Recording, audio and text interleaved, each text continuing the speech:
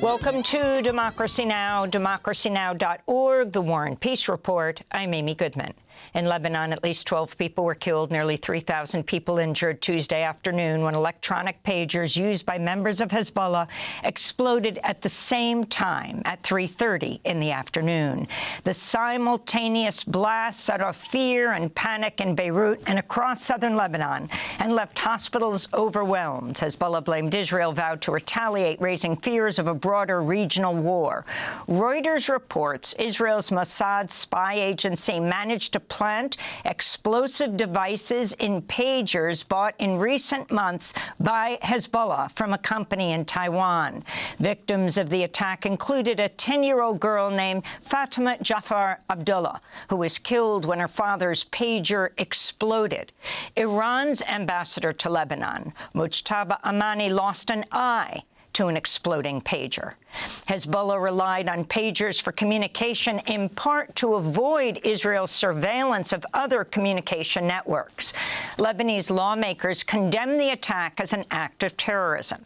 After headlines, we'll go to Beirut, to Geneva, and Boston for the latest. Top Biden administration officials quickly distanced themselves from Tuesday's pager attack in Lebanon. This is State Department spokesperson Matthew Miller. I can tell you that the U.S. was not involved in it. The U.S. was not aware of this incident in advance, and at this point, we're gathering information. On Tuesday, Vice President Kamala Harris defended the Biden administration's support of Israel throughout its assault on Gaza. During an interview with the National Association of Black Journalists in Philadelphia, Harris also cited her support for President Biden's decision in May to temporarily pause the delivery of 2,000-pound bombs to Israel. Harris was questioned by reporter Eugene Daniels of Politico.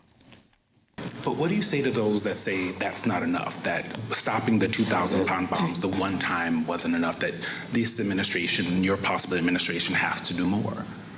Well, we are doing the work of putting the pressure on all parties involved to get the deal done.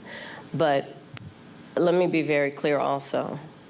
I support Israel's ability to defend itself. Just last month, the Biden administration approved $20 billion in additional weapons sales to Israel, including advanced air-to-air missiles and fighter jets.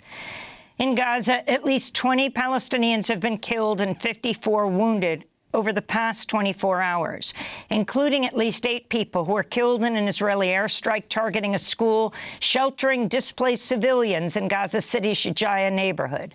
Another attack on a civilian car near Rafah in southern Gaza killed 2 Palestinians and wounded several others. The United Nations is warning Burma is plumbing the depths of a human rights abyss as the military regime intensifies the killings and arbitrary arrests of tens of thousands of civilians since seizing power in a coup over 3 years ago. The gruesome findings were part of a new report by the UN High Commissioner for Human Rights, which detailed that many of those detained by the Burmese military are children taken from their parents. Dozens of those children have died in custody. This is UN Rights Office spokesperson Liz Throssell.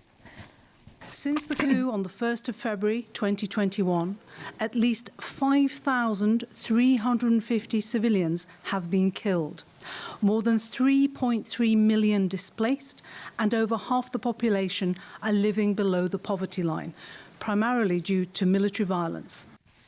Lawmakers in the Republic of Georgia have approved legislation to begin a sweeping crackdown on LGBTQIA people and organizations. The so-called Family Values and the Protection of Minors Law, approved Tuesday, will outlaw pride events, LGBTQ+ gatherings, and even displays of rainbow flags. Tamarja Kelly is director of Tbilisi Pride in Georgia's capital. Our main aim was always to be very outspoken and loud on LGBTQ issues. Every year we used to hold a Pride Week. We tried to hold Pride marches. We held successfully Pride festivals, conferences and film screenings. And now we are already at the risk that we cannot hold any events really. And this law will make it legally impossible, not just physically and politically impossible, but also legally. Back in the United States, Republican senators have once again blocked legislation that would protect access to in vitro fertilization and require health insurers to cover the fertility treatment. The Right to IVF Act was sponsored by Illinois Democratic Senator Tammy Duckworth, who personally struggled to become pregnant before turning to IVF to conceive her children.